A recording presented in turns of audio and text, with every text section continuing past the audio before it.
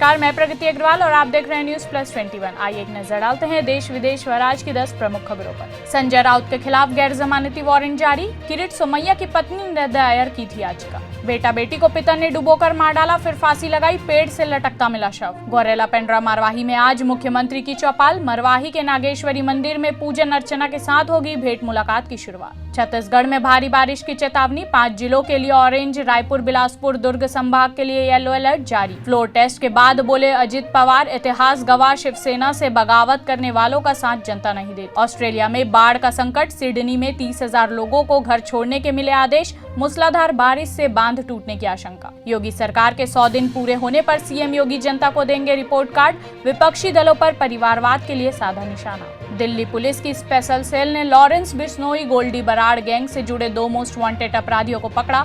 एक मूसेवाला हत्या में भी था शामिल। झारखंड में एग्रो टूरिज्म पार्क की स्थापना कर रहा पुणे का युवा।